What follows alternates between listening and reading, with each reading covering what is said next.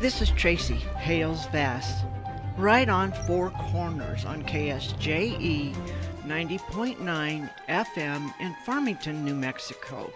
Today I'm talking to Kathleen Browning about her book of poetry, Counting Sparrows. Hi, Kathleen. Hi, Tracy. Thanks for coming into the studio to talk about your book, Counting Sparrows. Oh, thank you so much for having me. I sure did like it. The poetry is exceptional. I really enjoyed it. Oh, thank you. Your imagery and just why don't you tell us a little bit about the book? I entered a chapbook competition. It was sponsored by a publishing house called Shadow Poetry. And they ran an annual chapbook competition, which, if you won, as I was lucky enough to, resulted in publication of your book, including all the layout, setup, artistic design, and a maximum of 45 pages. Might have been 50 pages. So I submitted some pieces of work that they read, and then based on the pieces that I submitted, they selected me to win the contest that year. So, well, congratulations. Thank you. Yeah, I enjoyed it a lot. And the cover, did they design the cover? No, that was a photograph that a friend of mine supplied, a graphic artist friend. I really like it. It's the title's Counting Sparrows, and it's got birds on telephone lines. So just simple. Yeah, but I've always had a fascination with birds. I If see you ever them visit throughout. my home, you'll see it evidenced there. Lots of birds, huh? Yes. Yeah, the birds are throughout the poetry here. They are. They're a consistent theme in my work. Yes. So are these all of one period, or were they formed throughout some time? Some of them were from the 80s Mm-hmm. and the 90s, and then I moved to New York and went back to school and became involved. My notion was that when I returned to school, I would rush through and get my degree because I wanted to get back to being a librarian Uh-huh. as quickly as possible, but that didn't happen. I understand that. I became involved with largely faculty. Mm-hmm. I was in my 40s, so that was pretty logical. Right. But I made friends in the English department, and my course of study, I needed a liberal arts degree Mm-hmm. to go on and into library science studies. So I met just a wonderful, wonderful group of individuals at the college at Old Westbury, SUNY College at Old Westbury in New York. And the English department, they ran poetry competitions, and they did readings. So I started to read my work in a public setting, and I just had a fabulous time and began a kind of a renaissance of writing for me. And so for a number of years, I just wrote, didn't do much else other than the college things.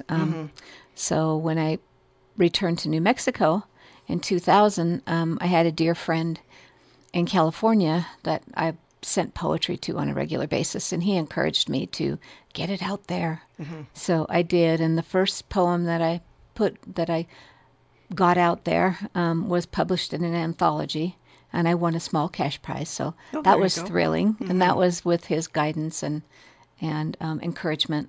And then when this competition came open, he helped me actually select the poems to submit for the initial.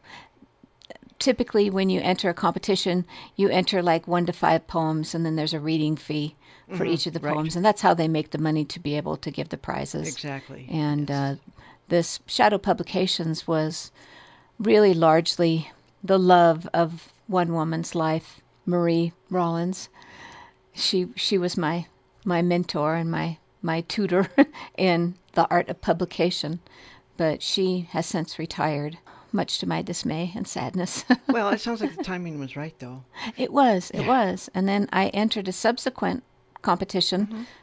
Several years later, I had acquired a number of new writings, Right. and so I shot her an email and said, is a person allowed to enter a competition a second time? And she said, sure. And then she told me that no one had ever won, but Oh, they had a number of poets who did submit a second time. So I submitted, again, a lot of my new work and actually won the second competition. oh, great. And so Icarus Dreams was published. And again, another kind of bird theme Yeah, yeah. tied to mythology. Right. And so that was thrilling. Sadly, when Counting Sparrows was published just a couple of weeks before I got the notification, my dear friend Peter passed away. And so Oh. he never got to see the book actually in print. Oh. But he was such a strong, encouraging presence in my life. The book is dedicated I to saw him. that dedication, Yeah. and that makes sense.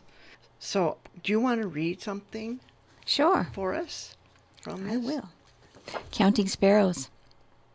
Subtle greening in the air, soft-spoken stirrings, promise of spring. Apple tree blossoms, tulips full-blown, sweet-tempered breezes, sparrows in town. You told me once the sight of sparrows on a telephone wire filled you with hope. I count 12 today, chew my lip, and try hard to forget that you are not here, and those sparrows are a lie. Very beautiful. Sad, but very beautiful. Thank you. It made me think of summer in our area here. And it was inspired by birds on the wire in my backyard. There you go. I live in a neighborhood where the homes were built in the 50s, and it had a big clothesline. And so it was so charming to me to find birds perched on that clothesline. Oh, yeah. So I spent a lot of time studying through the window and keeping my cat indoors. Yes, yes. Sometimes cats and birds don't go that well. They together. don't go that well, no. Right. So you said this was a renaissance. Does that mean that you were a writer before this? Well, I had written a lot in, like I said, in the 80s and 90s. But it took me going back to school to really learn to refine my craft, to work and to rework and to pare down. And that's a comment that I get from a lot of people that read my poetry, is that it's just pared down to the essence. And Exactly.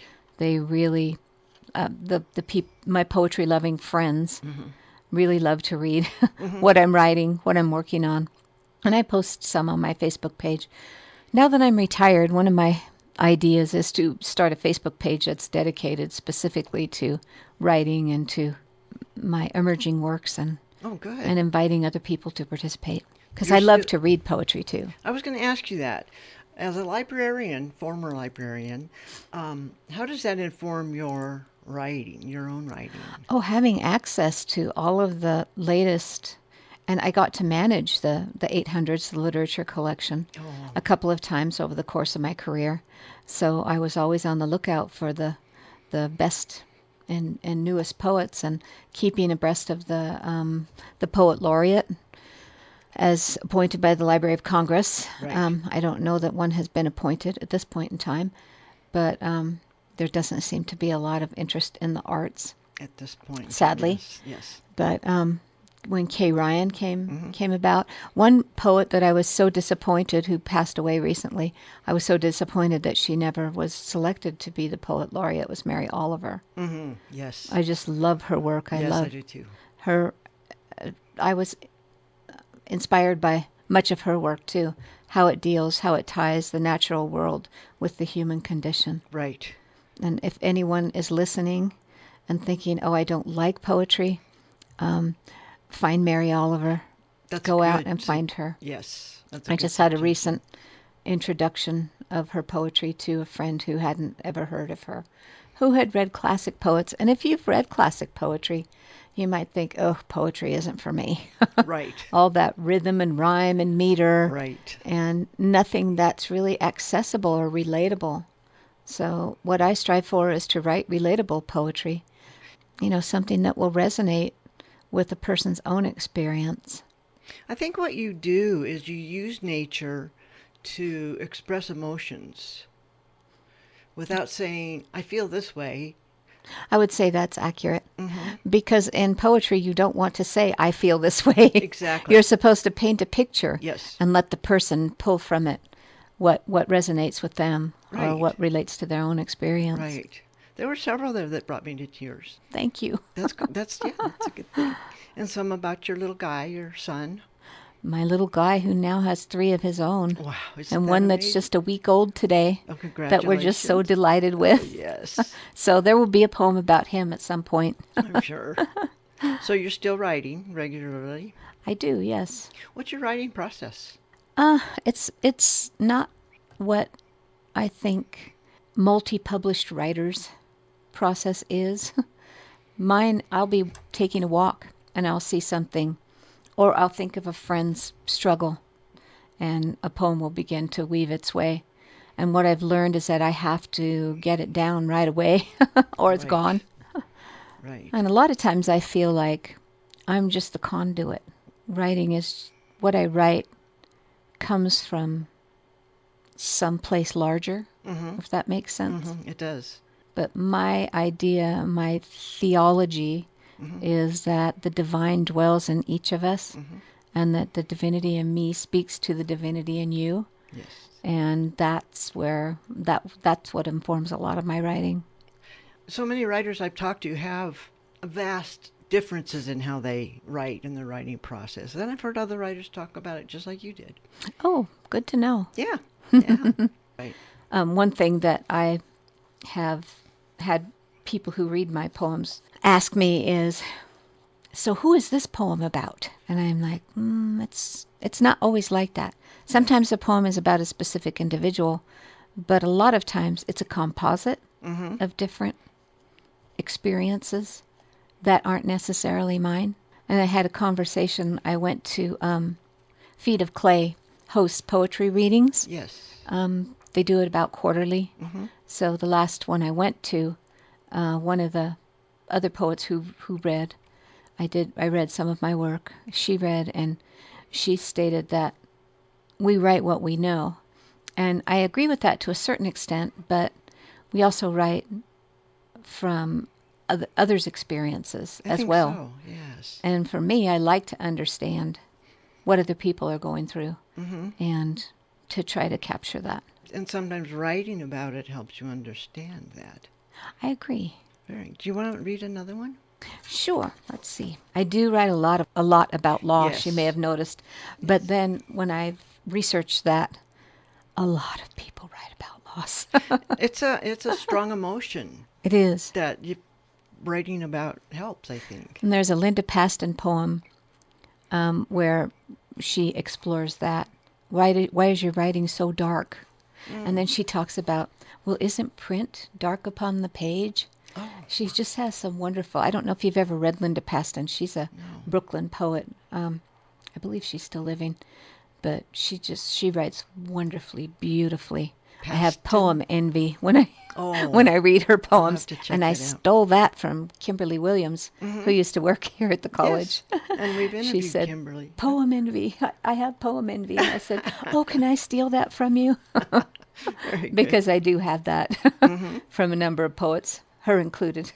Yes. But it's Pastan. Let me read this one that is called, that was inspired by my friend Peter, who helped me to Okay. find my writer's voice and my writer's place. I had been in a relationship and had a very difficult breakup. And so I told him I was just going to wall myself off. I said, I'm just going to live in a castle, like a princess in a castle, and I'm not letting anyone near again. No one's coming in.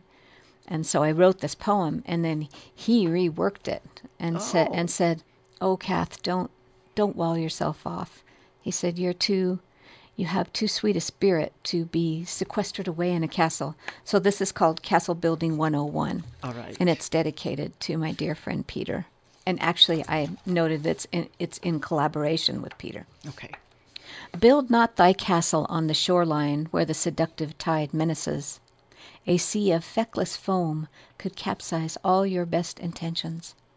Nor build thy castle in the air, as flocks of clouds fraught with sudden storm might sabotage, melting those lovely airy rooms as swiftly, as surely as frosting on a cake. Let the castle dwell instead within the satin corridors of thy mind, accoutred with stout drawbridge, mermaid-filled moat. Hold a seashell to thy ear, Listen for its mysteries. I love that. My moat was an alligator-filled moat. Aha. And those last three lines in the stanza are specifically his. Oh, He says, hold a seashell to your ear." So that was a little different, a little takeaway for me from my standard. But I love to do that. I love to adapt a different tone yeah. in my writing. Well, there were differences in the poems, many different feelings and almost different voices. Good. I'm glad that makes its way into the writing. It does. And how many poems are in this, counting Sparrows? I believe there are 50. They're each somewhere in the neighborhood of 50. Some of these have 2 poems on the page, so there are 40 pages, but I believe there are about 50 poems, because some of them are short, and they're 2 to a page. They are short, but they're, like you said, the essence, and very rich in their shortness. And I keep paring down, because I want that. I don't want any extraneous Right. words and also placement of the words on the page is very important to me too. And I think you'll find that with a lot of poets. Right. I've heard that before. How the form of the poem itself, the black and white there. And a dear friend of mine who was also a poet, sometimes she would remark, "Oh, I just love the way it lays on the page." That would be the first thing she would say to me. Oh, nice. When she was reviewing for me, critiquing. Well, that's a compliment too. It was. Yes, yeah. Or she'll say, "This could use a little rearranging. What do you think about this?" Perfect. Yep. So it's great to be able to meet with other poets and discuss Yes. and critique. Do you have a poet critique group? Not a group per se, but I have an online friend. I have several. One of my poet friends online that I've never met won the Pushcart Prize for poetry. Oh, that's great. So yeah, that's Big pretty one, too. amazing. Yes, yes. Good one to have on your critique group. Yeah. Right. Would you like to read another one? I see what I can find here. The thing with poetry, it's easy for me to get the authors to read several poems. Well, and if you're well versed in reading, over the years I've done a lot of reading. The biggest reading I did was in Albuquerque at a place that used to be called the Church of Beethoven. Oh. But then when the owner of that title passed away, his family didn't want that used anymore, which was very sad because it was a 10 a.m. Weekly event that only closed Christmas and Thanksgiving, I believe. But every other Sunday of the year, if you're ever in Albuquerque, it's now an event called Sunday Chatter. And it's at 10 o'clock, and there's 45 minutes of chamber music with all kinds of different musicians. Oh, wonderful. And then 15 minutes of a featured poet. So I applied to that and was selected and got to read there. It was 200 people, and it was terrifying, but it was also exhilarating. Poems need to be read aloud. I agree. Yes. I agree. And then a lot of people, though, that's one thing about if you have a book to sell after a reading, people want to read it for themselves after you have read it aloud. Right. And I get that a lot too, I want to see how that reads. Will you be reading somewhere soon? Probably not again until Feet of Clay. Okay. And this poem has been published in other places. It's called My Mother Snapped Beans. Yes. My Mother Snaps Beans. In the heat of an early August afternoon, a dish towel draped across her lap, my mother snaps beans. Her silence is ponderous. The air is still. She wears a white sleeveless blouse and the imprint of a hand upon her delicate cheekbone. Perched on a kitchen chair, I swing knobby knees and hate my father with a 6-year-old's purity. As the honeysuckle blossoms, the bees sing, and my mother snaps beans. That's wonderful. It's really visual. Thank you. Yes. I've had people approach me after readings, and they express how much they appreciate that poem. What is in store for you now? Just writing and being retired. I recently accepted a position on the board of Identity Inc., so I'm excited good. about that. Yes. And my son said to me after I told him I had meetings on Sunday, he said, I wondered what you'd do after you retired. And I said, what do you mean? And he said, well, I knew you wouldn't just do nothing. Right. Isn't that true? So, yeah, I'm just really enjoying it. I'm traveling a bit and writing, of course, and getting to spend more time with my little ones. That's They're just great. my joy. My baby boy has 2 big sisters, 4 and 6, so Oh, fun. I'm taking them to the symphony this Friday night. We'll see how this goes. Yeah. Well, Not the baby, of course, but right, right. Oh, I bet they'll be enthralled that age. oh, I hope so. Yes. I'm looking forward to it. Well, that's great. Do you miss the library? I do. I do. I still visit a fair amount. I bet. I have volunteered and hope to volunteer again to, help out with adult programs. Oh, That was something I always great. loved. Oh, And good. I had a library patron that came up to me in the grocery store and tell me she missed me. That was just so gratifying Yes. to know that the work you're doing or the work that you've done has made a difference. And yes, it's been noticed and made a difference. Very good. Felt nice. Okay. Well, I really appreciate you coming to the studio today and reading some of your poetry and sharing some of the stories Thank you. behind I it. appreciate you reading the book, and I'm so glad that you enjoyed it. Very much. I very much did. All right. Thank you. Thank you. And that was Kathleen Browning talking about her books of poetry, Counting Sparrows and Icarus Dreams. This is Tracy Hales Vast, right on Four Corners on KSJE 90.9 FM in Farmington, New Mexico. You can contact me at righton@sanjuancollege.edu.